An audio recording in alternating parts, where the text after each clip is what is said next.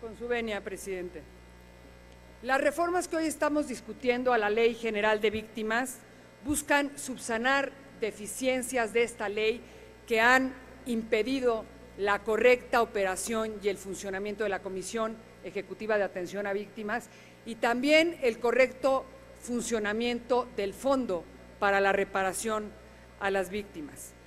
Esta serie de reformas yo las dividiría en dos rubros: aquellas que tienen que ver con poder agilizar los recursos que se encuentran en el fondo, que es justamente la de fortalecer la ayuda provisional a las víctimas y crear un esquema más flexible para el uso y comprobación de los recursos, y por otro lado, la que tiene que ver con la estructura de la propia Comisión Ejecutiva de Atención a Víctimas para hacerla más operativa.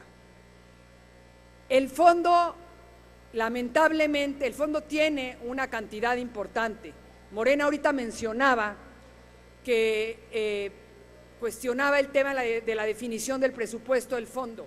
La ley establece que el fondo debe de ser de 0.014% de lo establecido en el presupuesto de egresos de la Federación.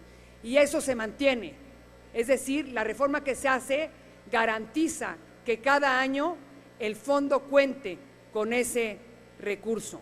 El problema no ha sido la falta de fondos para la atención a víctimas. El problema han sido la serie de trabas que existen en la propia ley para poder ejercer este fondo. Con estas reformas, hoy las víctimas podrán recibir apoyo de manera adecuada, no solo como indemnización, sino también apoyos para poder ejercer varios de los otros derechos establecidos en la propia ley. También se fortalece la facultad de atracción de la Comisión Ejecutiva de Atención a Víctimas. Esto quiere decir que se da la posibilidad de que ante ciertas condiciones la Comisión pueda traer los casos que se encuentran en entidades federativas y que no han sido atendidos y pueden repetir contra las entidades federativas para que éstas cubran los recursos o el otro modo de hacerlo es ir directamente al presupuesto del siguiente año de la entidad federativa que debe hacer este pago. En cuanto a la reestructuración de la comisión, aquí se cuestionaba y se decía que se dejó fuera a los colectivos y a las organizaciones de la sociedad civil. Eso es falso. Se está modificando la comisión para que en lugar de ser un cuerpo colegiado, sea unipersonal, porque como ustedes bien saben, los cuerpos colegiados muchas veces son muy democráticos pero poco ágiles, y lo que se requiere es una mayor agilidad de la comisión en beneficio de las víctimas. Por ello, se modifica y se hace unipersonal, pero se establece una asamblea consultiva conformada justamente por 9 personas, miembros de colectivos de víctimas y de organizaciones de la sociedad civil y académicos que llevarán y seguirán llevando la voz de las víctimas.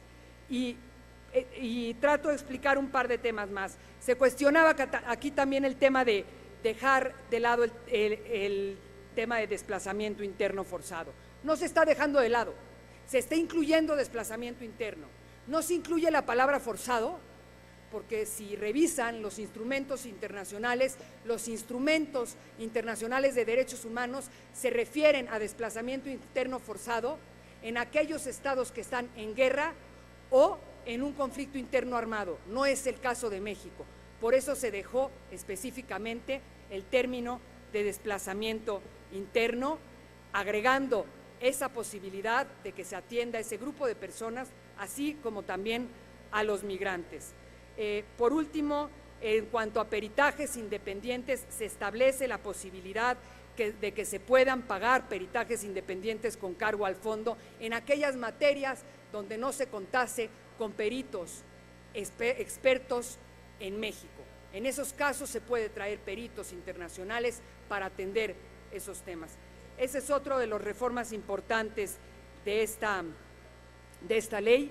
Y solo quiero decir que estoy convencida de que votar a favor de este dictamen es votar a favor de las víctimas, votar a favor de que las víctimas puedan ejercer sus derechos, entre otros el de reparación, el de indemnización y todos los demás derechos establecidos en la Ley General de Víctimas, y es votar a favor de que por fin pueda funcionar una ley que tiene elementos muy positivos, pero que por ciertas trabas hasta hoy no ha podido funcionar.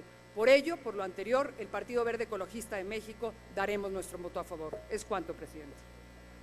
Gracias, diputada. Tiene el uso de la palabra el diputado Arturo Santana Alfaro, del Grupo Parlamentario del PRD. Hasta por 3 minutos.